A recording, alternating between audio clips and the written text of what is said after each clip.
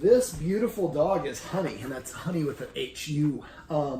And she had a really bad checkered past. I normally only include one video above this, and you see a couple of videos. Hopefully somebody that's watching this is going to be somebody that's going to be coming in and helping and watching her. I'd like you to watch that second video, the one where I'm having the dog approach me, not the one from outside. Basically, this is her roadmap to success. I do two types of sessions. I do a dog behavior session. I do a dog psychology session. This is a dog psychology session. This is all about helping her learn to become a dog again. She's chewing a bully stick. She spent, I don't know, about an hour and a half trying to get that bully stick. It was in her kennel, which she just really doesn't like. So we basically, what we did is kind of a microcosm of the video above, is we breadcrumbed her with these high value training treats. So we basically we would toss them there and then not say a word. She saw us toss them there, but we didn't come and get this, here, come and get it. The more you do that, the dog's like, warning, warning, you're trying to trick me, you're trying to trap me. So what we want to do is create scenarios and situations where Hunny sees that there's a reward or something beneficial in front of her, and she can get it on her own. Now, if like this is, I'm going to toss that there. If Hunny won't make it all the way, she stops here, then put a breadcrumb halfway distance between her and whatever it is. Always back up a step, but don't encourage. Let her see you do it. Make sure they're high value treats. She really likes the chicken liver and the beef liver that I've been using. That was really what we got her to go in there. Now, she doesn't like chewing this bone, but this is a bully stick. This is more an ingestible thing. And it could be just a coincidental thing. She's got a ton of cortisol, the stress hormone in her blood. Makes her really jumpy and twitchy. Any little sound sets her off. So in the video above, I talked about how the Guardian can actually desensitize her from all these individual sounds. And you should make a list of the sounds and then systematically go after one or two of these at a time and just practice the heck out of them. And again, the whole time you're doing this, the most important thing, she cannot react. If she gets twitchy or scared, runs away, we push too far too fast. The idea is to do it so progressively that she just gets used to seeing the skateboard or the person or whatever it is, and good things happen and nothing bad happens. Now, what a lot of us like to do when we have a dog is we want to engage with the dog, we want to pet the dog. A lot of times, not engaging with the dog is one of the best things we can do. Earning trust by being next to her, and I'm not trying to pet her. Now, at this point, I can because I earned a lot of trust. We spent a lot of time, a lot of effort. But if I touch her, right now she didn't jump, but a lot of times when we touch her, she would jump a little bit. That's a good indication she has cortisol in her blood. Snapping her head around like that is also a good indication. Being twitchy, being jittery, hunched over. Her Guardian, I think, has done a really good job of learning to read her body language. And so when she's all hunched over or stiff or holding her breath or uncomfortable, that's probably an indication, well, it's an indication she's uncomfortable, but probably an indication of cortisol as well. So we want to make sure that she feels comfortable and confident. I want the Guardian to start rewarding her for desired actions and behaviors through passive training. Passive training is waiting for the dog to voluntarily do the action. Every time she comes to you, pet her and say, come. Every time she lays down, pet her and say, chill or crash or whatever the word is. If she's fearful, don't pet her for those things. If she's fearful in general, not when you're training her, you can just lay your hand on her to let her know I'm here with you without amplifying. Once you start petting, you're going to amplify whatever state of mind she is in. Probably the most common mistake that people make with dogs. So if you're somebody who's going to be watching her, when she's fearful, petting her when she's fearful is not going to help her. It's going to make her more fearful. Touching her and leaving your hand here, if anything. But sometimes just being nearby her can be helpful. One of the things I had the Guardian do is lay down literally right here and use her dog bed as a pillow. She was over there, over there, over there. Finally, she came and sat and laid down here. He's been wanting her to come to him, which we all do. We all want our dogs to come to us. But sometimes we have to go to the dog. And sometimes showing the dog that I'm willing to come to your area makes you feel comfortable. And he was laying down. He can't be as less authoritative as you can and laying on the floor. And eventually she laid down, and then she eventually put her chin on him, and eventually really leaned into his chin. So passive training is, getting back to that, is basically just rewarding her for the things that she does, and every time she does them within that 3-second window, we're going to say whatever the command word is. And not good crash, just crash. Every time she sits, pet her and say sit. Come up with a funny word for crash, and anything else you teach her. Those fun words can really, the levity helps. It helps a lot if your friends come over and they chuckle every time you say, she takes a drink of water and you say Merlot. That's what her word is to eat. Drink. Well, that's funny.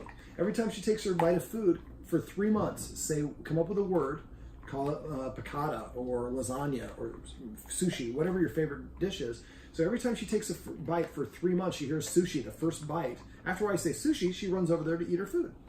Speaking of food, I like the Guardian to eat something before she feeds her, just something in 5 or more bites, and then give her permission to eat. She'll eat breakfast pretty good. Dinner, she's a little bit spotty on. So I'm going to leave the dried crack here. So I'd take a little bit of that, sprinkle a little bit of that in there. But you can also try feeding her, putting hot water in with her food. Let it swirl it around, let it sit for about 5 minutes. Swirl it around, just enough so it's floating a little bit. The temperature of food is more important than the taste. So if we get some warm food, that can really help motivate her. And if he's eating first, that helps her see him as the authority figure. She's not challenging for authority. I think it'd be comforting for her to see that somebody's in charge of authority. Let me see. That was pretty good. You ate that bully stick pretty quick. I like that. Now, I'm giving her a treat for no reason, which I almost never do.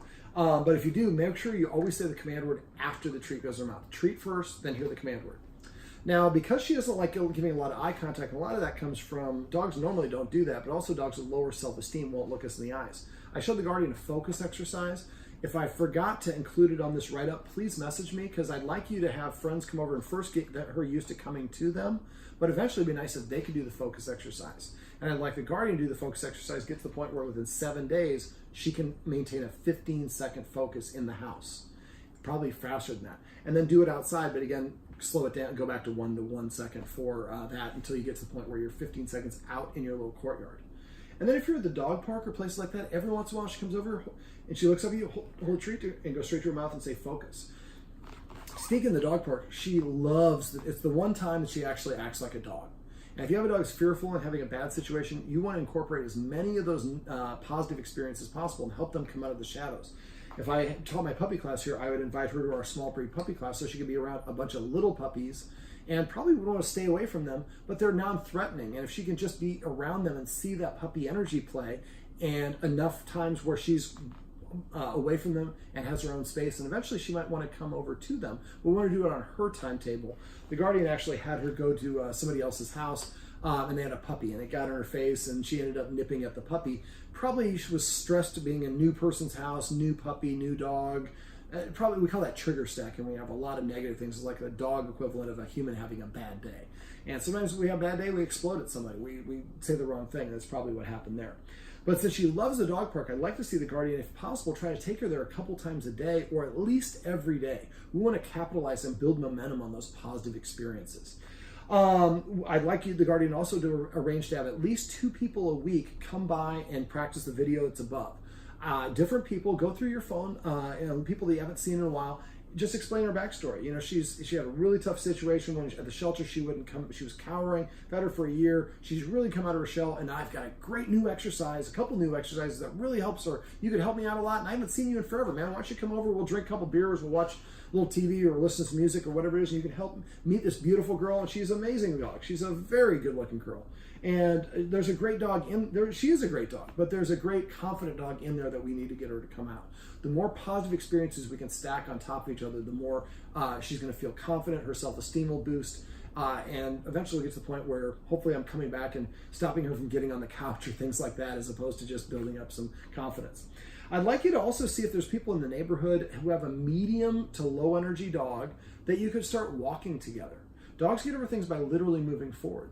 Now, this neighborhood is not super ideal because there's buses, and it's one of the things that the Guardian's going to need to work on counter conditioning her on.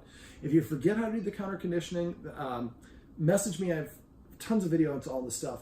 At first, what we want to do is we want a dog looking at the thing while it's getting the reinforcer until we get to the point where it's as fast as possible or right next to her. Then what we want to do is have the bus come by and then give her the treat after. So now the bus is an indicator I'm about to get a treat or a reward. But make that list and systematically go through and deprogram her from each individual one.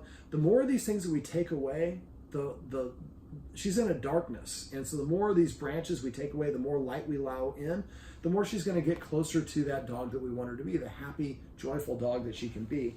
She's a great dog, but just has had a tough time, just like a lot of us in life, and she just needs somebody to help her. She's got a great Guardian who's done a great job being patient.